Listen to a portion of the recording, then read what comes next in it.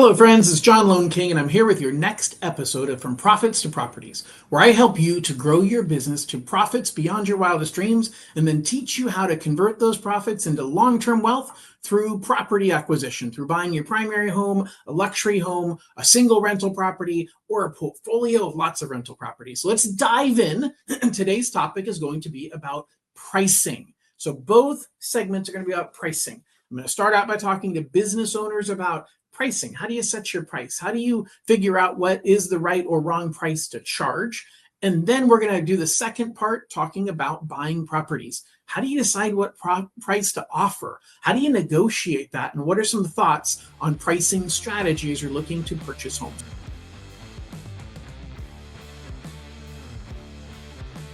So let's dive right in. All right, kicking it off on pricing from a business perspective, this is kind of a taboo subject. First of all, there's antitrust laws that say you can't talk to people in your industry and set prices or fix prices for the products or services that you're providing. So I'm not talking about setting prices or fixing prices. I'm giving you strategies to think about when it comes to pricing. So there's really a couple of schools of thought when it comes to pricing. The first school of thought says, figure out what your cost is and then take cost plus something. A good example of that is somebody who's a general contractor. So a general contractor will say, hey, I'm going to bid out a job and I'm going to figure out what are my subcontractors' amount of work that I have to pay them. And then I'm going to mark that up by a certain percentage. And so my pricing is simply the combination of the inputs, what it costs to produce what I'm giving you, add a margin or a markup, and that's what the price is that I'm going to offer. That is a strategy that's served very well for a long period of time for a lot of people. The challenge is you're really saying, okay, what is my margin and how does my margin play into, like, can I negotiate a better price from my subcontractors? If you do you keep more of the money or do you give more of it back to your clients and be more competitive? Again, it's just a matter of how you think about it, but more importantly, how often do you revisit your pricing? How often do you go back and take a look at, hey, what am I charging my clients? And I suggest at least once a year, you go through and reanalyze your pricing. See where you're at. Take a look at your competition and evaluate what you're charging compared to what your costs are, compared to what the other scenarios are that I'm going to talk about in just a minute, but also looking at inflation. Looking at the fact that the cost of everything goes up every single year, the cost of you living your life goes up every single year, and yet are you increasing the cost to your consumer? It's a lot easier to increase pricing incrementally than to hold off and be afraid of losing your client and then end up at the end having to make a huge jump, and that's where you're actually more likely to lose people. All right, so the first strategy, the first way of thinking is what is my cost of doing business and then adding a markup. The second strategy has to do with looking at your competition and simply saying, look, no matter how much I can get out of my suppliers and how much I can drive down my price, I've still got to look at what my competition is. And you have to decide, how do I want to be priced? Because how you're priced compared to your competition impacts how your clients view you. Yes, it impacts how they view you. Think about this for a second. If your competition is priced here and you're below them, well, you would think, man, I'm going to get a lot of business because people are going to come to me because I'm cheaper and they can get the same thing for cheaper. But some people feel like you get what you pay for. And if they don't know any better, they're going to say, well, I'd rather pay for the other guy because there's probably a reason that he's charging more. There's some psychology here. Sometimes you need to say, you know what?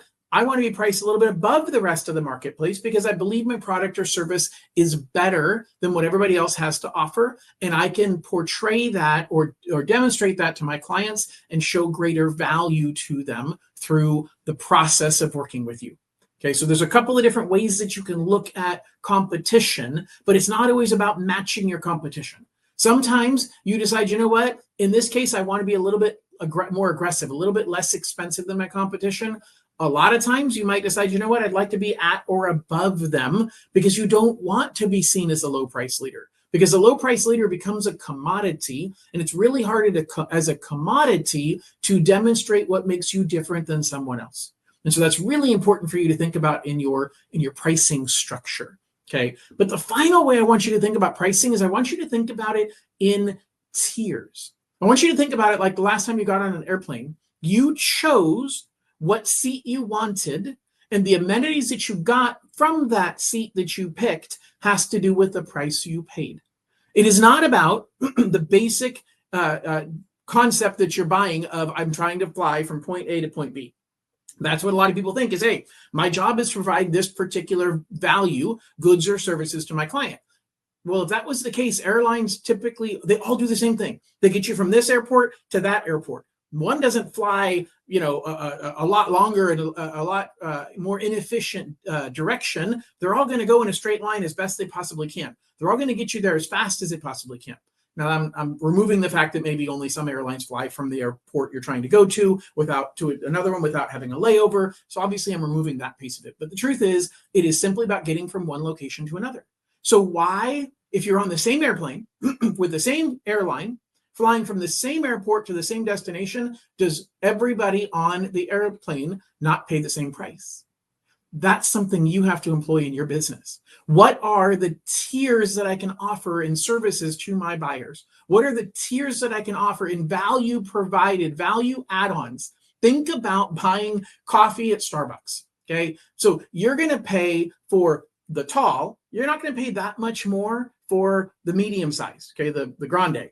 And then the venti is significantly larger. The idea behind having 3 tiers is really to push you to tier number 2. It's to make the second one seem like such a value compared to the less expensive one. I'll give you 12 ounces of coffee for $3, or I'll give you 20 ounces of coffee for $3.50. It's no different than buying popcorn at the movies. They're trying to upsell you to that next level. They're trying to get you to buy something because the incremental cost increase is very, very small. You already paid to acquire the customer. You already paid to get them in the door. If you can upsell them a little bit, a lot of that upsell is profit.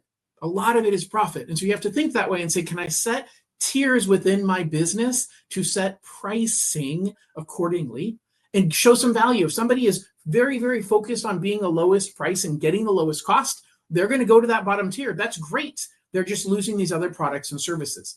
Other people are going to be more inclined to, hey, I want to get the full service experience. And so they're going to go to the top tier and they're willing to pay it because they want the white glove service. Provide that to them. You can accomplish all of your goals by giving people a menu of services to choose from and deciding which one is the right one for them.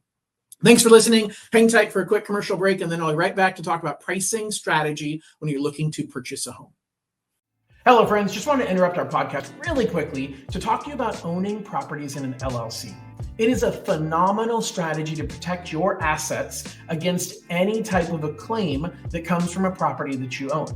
The problem is conventional financing doesn't allow it. So most people who own investment properties have bought them either in their personal name or in a family trust, which exposes you and your family to liability and lawsuits because you're the owner of the investment property. And if something happens there, they can come after you.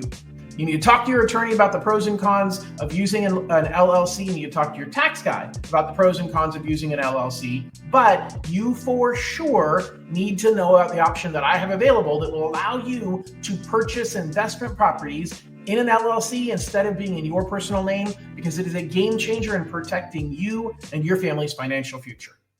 Hello, friends. Welcome back. So we are going to pick up where we left off and talk about pricing strategy, but this time it has to do with the price you offer as you're going to buy a home. Now, I'm recording this in September of 2025. We're in a market that is shifting, that is going from what the last 3 years was very much a seller's market. We've shifted to a neutral market. And in a lot of regions, we are for sure in a buyer's market. That means that you have the opportunity to negotiate and get more bang for your buck. But it doesn't mean that you can determine the price and get any seller to just take whatever you have to offer them. And so you have to be strategic in your pricing strategy. So the first thing you have to do is understand the person you're negotiating with. Understand that, first of all, it's your realtor and their realtor who are going to be doing the most communicating. And so you want to make sure that your realtor understands what your goals are and that your realtor is a great negotiator. Okay. As a great negotiator, your realtor needs to understand who is the seller. You want to understand who is the seller, what is their situation, And I'm going to categorize it into two simple categories. You have a human seller that's lived in the home that has all of the emotions and feelings tied to that property where they lived for years. They've raised their kids. They've, lost the dog. All of this stuff happened in that property.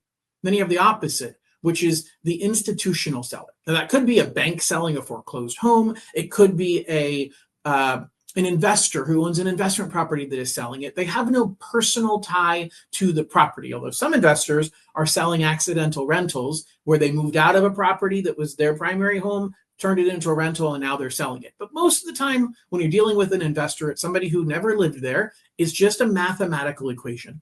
So for the institutional seller, your strategy is more simple. It's about the math and the bottom line. So you can employ a few different pieces in here, but ultimately they're going to look at the bottom line. When I say pieces, I'm talking about the strategy of, do I offer a lower price? Do I ask for a concession towards closing costs or interest rate buy down? Or do I do all of them and ask for everything? Well, when you're dealing with an institutional seller, they don't really care. All they look at is, show me the bottom line. If you are the highest bottom line with the highest likelihood of completion, they are likely to accept your offer. That's not so true on the other side. On the other side, you have a human who has feelings and emotions about that property. And especially in a declining market where prices are dropping, they're going to be very emotional about that price. And you've got to play into that. You've got to be aware of the fact that, hey, this seller feels like the property is probably worth more than they've even listed it at. They feel like the property 2 years ago was worth this much, and they don't watch the market very much. And if they don't have a strong real estate agent on their side, they're likely to price the property higher than what the property should be selling for. Well, in that case, if you ask that person to lower their price and pay closing costs, that feels like you're cutting them and then pouring salt in the wound. That is the worst thing you want to do, because you've got an emotional reaction. You either want to ask for a price reduction or a closing cost credit, ideally. You don't want to ask for both, because they feel like you want me to do what and what. It's almost better to ask for $30,000 in a price reduction than $15,000 in a price reduction and $15,000 in a closing cost credit. Versus the institutional investor doesn't really care.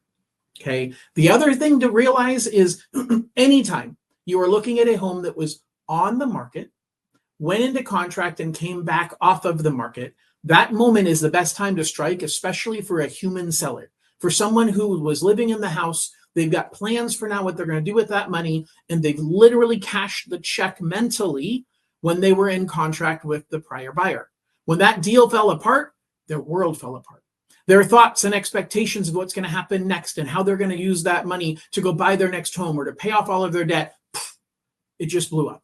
You have the opportunity now to have a pretty strong negotiation power, because you are coming in with someone who basically has already accepted an offer. They've already agreed to that price. Now, your strongest thing to do is offer that price, and boom, you're in right away.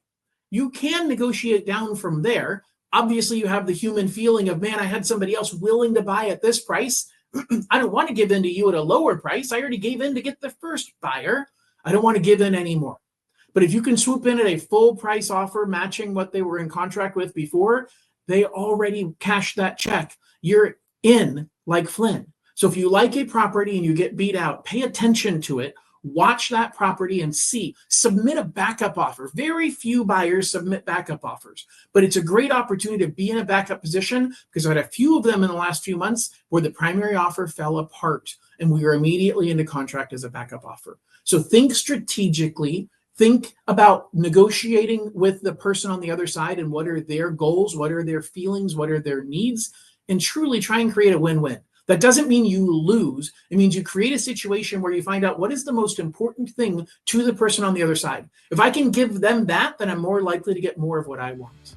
Hopefully this has been helpful. Really appreciate you listening. Do me a favor, if you like this, please leave a comment on whatever platform that you're listening on. Share it. If you haven't subscribed already, please subscribe. I really appreciate you guys. If you need any help with anything, please reach out, and I hope you have an absolutely wonderful day.